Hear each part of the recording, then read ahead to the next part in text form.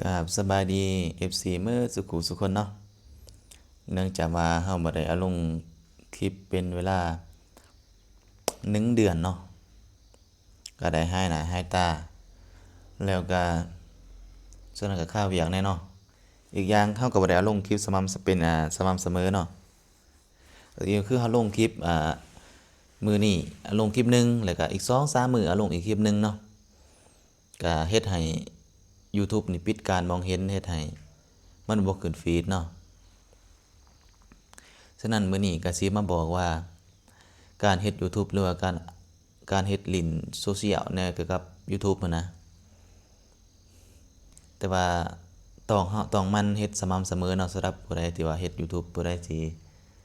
มักเอาคลิปลง YouTube หั้นนะคันผู้ใดเฮ็ดคอนเทนต์เกี่ยวกับแบบว่าคันมีคอนเทนต์โดยเฉพาะแบบอันนั้นหั้นนะก็สิดีเนาะการว่าเฮ็ดคอนเทนต์นั่นคือแบบข้อยเฮ็ดหั้นนะก็คือแบบอ่าเกี่ยวกับวิดีโอถ่ายลงมีหยังก็ถ่ายลงคือจังซี่นะการเฮ็ดจังซี่บ่ได้เนาะคันว่า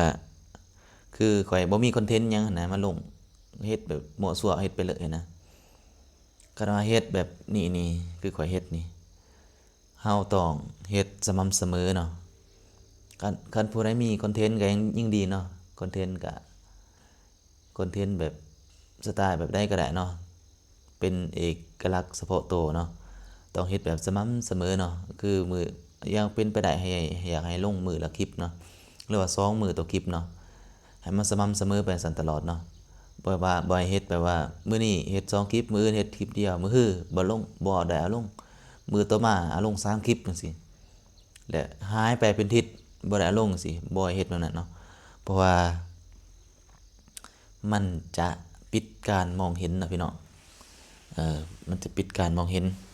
เพราะว่าอีกตามประสบการณ์ข้อยเฮ็ดมาเป็นเวลา5 ปีเนาะ6 ปีเนาะแต่ปี2000อันนั้นพุ่นเนาะ2020 2021พุ่นนั่นแล้วค่อยเริ่มเฮ็ดนะ YouTube นะเพราะว่ามือมีคลิปก็ลงไปเลยหมด3คลิปหมด2คลิปบางมื้อบ่มีคลิปก็บ่ได้เอาลงจังซี่นะ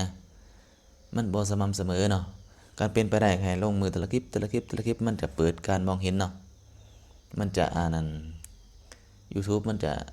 เปิดการมองเห็นให้เฮาอันนั้นเนาะบ่ว่าแต่บ่ว่าแต่อันนั้นเนาะแพลตฟอร์มใดก็คือกันเนาะมันเป็นแบบเดียวกันหมดเนาะคันว่าเฮาบ่ลงสม่ำเสมอนี่เฮาต้องมันสม่ำเสมอต้องมันแบบอ่าเฮ็ดแบบทุนเที่ยงหั้นนะก็คือฮู้หั้นแหละเนาะก็ต้องมันจะเปิดการมองเห็นให้เฮาโดยเฉพาะอันนั้นคอนเทนต์ที่ว่ามักเฮ็ดแบบคล้ายๆคอนเทนต์แบบบ่มีคอนเทนต์เฉพาะตัวนะคือข้อยเนาะสิเฮ็ดสายกินก็บ่แม่นสายกินสิเฮ็ดสายท่องเที่ยวก็บ่แม่นสายท่องเที่ยวสิเฮ็ดสายอันนั้นตลกเฮฮาก็บ่แม่นสิว่าแบบเฮ็ดแบบมีหยังก็ถ่ายลงหั้นนะคือข้อยนี่คือข้อยเฮ็ดนะบ่จักสิเฮ็ดแบบใดนะเจ้านายก็เบิดอันหนึงเสร็จอันหนึงเบิดหนึงอันหนึงก็เฮ็ดอันหนึงหั้นนะแบบสไตล์แบบ Vlog หั้นนะเฮ็ดแบบบล็อกหั้นนะบล็อกเฮ็ดแบบนี้นี่ แล้ว YouTube มันจะบ่ฮู้ว่าเฮาเฮ็ดคอนเทนต์แบบใดเนาะมันจะมันจะเปิดช่องเราไปเลยนะมันจะมันเป็นไปเลยนะคือบางคลิปมันสิขึ้นฟีดบางคลิปก็บ่เป็นซั้นนะจั่งซั้นบางคลิปมันสิมันส่งไปเลยนะมันส่งตามกลุ่มเป้าหมายเนาะก็คือคลิปนี้มันเหมาะสมเกี่ยวกับกลุ่มเป้าหมายคนที่มักเบิ่งเกี่ยวกับการท่องเที่ยวมันก็สิส่งไปทางนั้นเนาะคือคลิปนี้มันจะส่งหากลุ่มเป้าหมายเกี่ยวกับคนที่มักสอบหาความรู้จั่งซี้เออแล้วก็คือคลิปนี้นี่มันจะส่งหาเกี่ยวกับสายบันเทิงเฮฮาบ่มันก็สิส่งไปหาประมาณเท่านั้นเนาะมันก็ขึ้นกับส่งกลุ่มเป้าหมายการเป็นไปได้ผู้ใดสิเฮ็ด YouTube นี่ต้องมีกลุ่มเป้าหมายเนาะกลุ่มเป้าหมายเฮาสิ อ่าส่งคลิปเฮานี่ให้ผู้ใดเบิ่งเนาะ ก็ขายคือเฮาขายเครื่องเนาะพี่น้องเฮาสิขายเครื่องหรือเฮ็ดธุรกิจใดหนึ่งนี่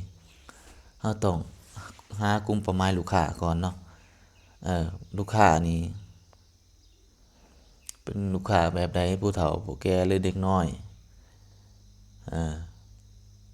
คันว่าเฮาเข้าหากลุ่มเป้าหมายบ่ได้นี่บัดนี้เฮาสิขายสินค้าเนี่ยจะบ่ได้เด้พี่น้องอืม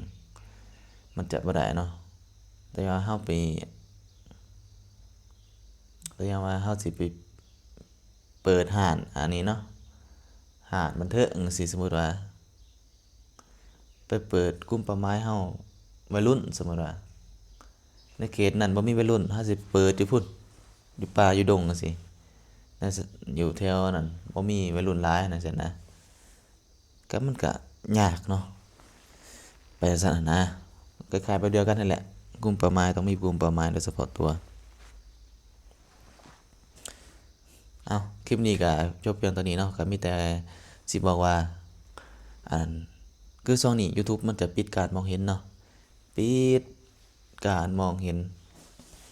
มันบ่ขึ้นฟีดให้เนาะแต่ว่าผู้ใดสิว่าให้อันนั้นอยากให้เปิดการมองเห็นอยากให้มีคน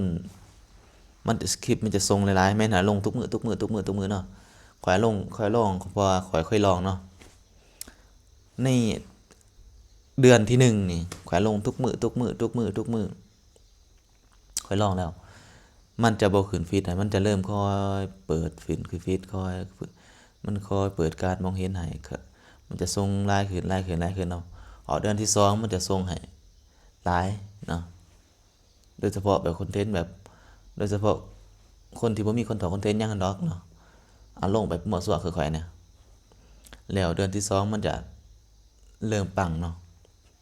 มาบัดนี้จะหยุดบัดนี้หยุดแป๊บประมาณอาทิตย์หนึ่ง2อาทิตย์หรือว่าเดือนหนึ่งจะหยุดปั๊บนี่มันจะลงมาอีกคือเก่าเนาะมันจะลงมันจะบ่ขึ้นฟีดให้อีกเนาะจะลงอีกมันก็ซ้ำสิขึ้นได้เนาะลักษณะนะมันเป็นโอ้โคตรยากเลย YouTube นี่ยากแฮงพี่น้องมันยากอีหลีเหรอคือเดี๋ยวนี้มันแบบว่ามีคู่แข่งเนาะหวังว่าคลิปนี้ YouTube มันจะเปิดการมองเห็นให้เนาะเพราะว่าเอาไปมาบางคลิปนี่เฮาเอาลงเนาะเฮาเอาลงแล้วเฮาเขียนชื่อมาเดี๋ยวเฮาลองก๊อบปี้ชื่อตัวนั้นเฮาลองแบบค้นหาตามชื่อที่เฮาลงนะมันบ่ขึ้นให้เห็นให้อีกเนาะมันจะบ่ให้เฮาเห็นสำนักคลิปน่ะเนาะเอ้าคลิปนี้จบเพียงเท่านี้บ๊ายบาย